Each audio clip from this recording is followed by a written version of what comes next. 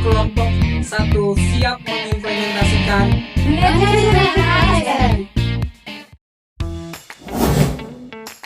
Konsep sistem merit dalam ASN adalah kebijakan dan praktik pengelolaan ASN berbasis kompetensi, kualifikasi, dan kinerja untuk memastikan pengangkatan, promosi, dan mutasi dilakukan secara objektif, adil, dan transparan.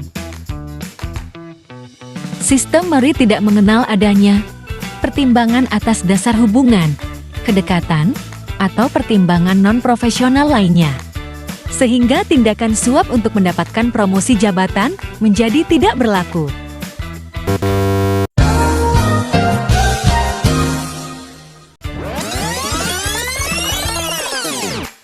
Promosi jabatan diberikan kepada PNS dengan pencapaian kinerja yang tinggi, memiliki rekam jejak yang baik, dan memenuhi syarat kompetensi jabatan yang lebih tinggi.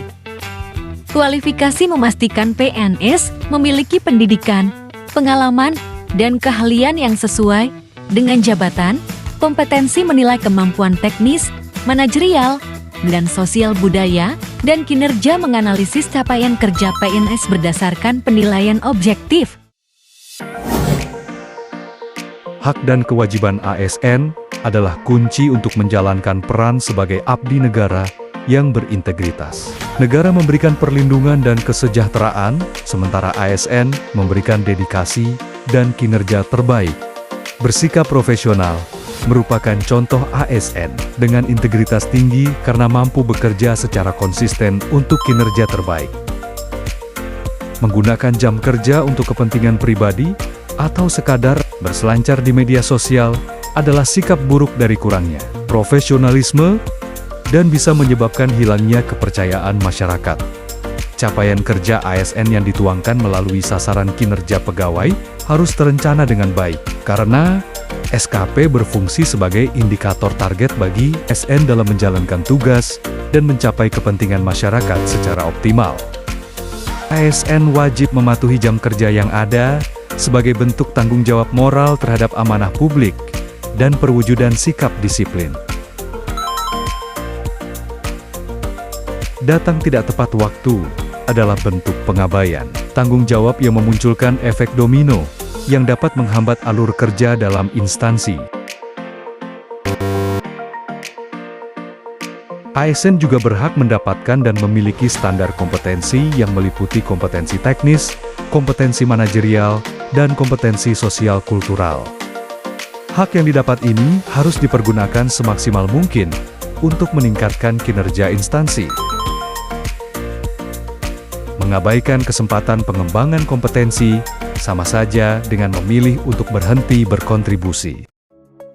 Setiap ASN hendaknya tidak berpuas diri dengan kapabilitas yang ada dan harus terus berinovasi.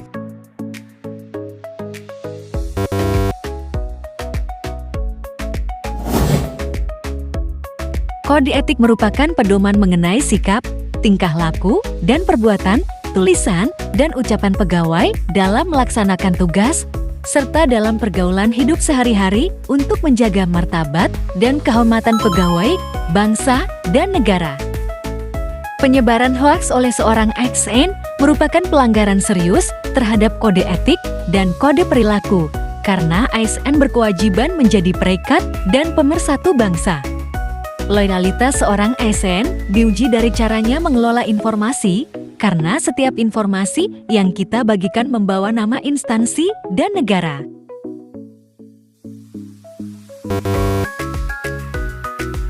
Implementasi kode etik ASN menuntut setiap pegawai untuk senantiasa mengutamakan integritas dan kejujuran dalam melaksanakan tanggung jawab profesinya.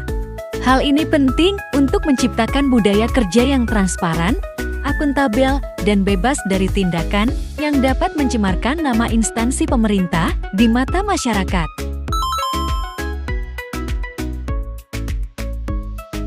Perilaku yang mengabaikan integritas dan kejujuran, seperti penyalahgunaan wewenang, tidak bertanggung jawab atas pekerjaan, dan memanipulasi data merupakan sikap yang tidak amanah terhadap publik.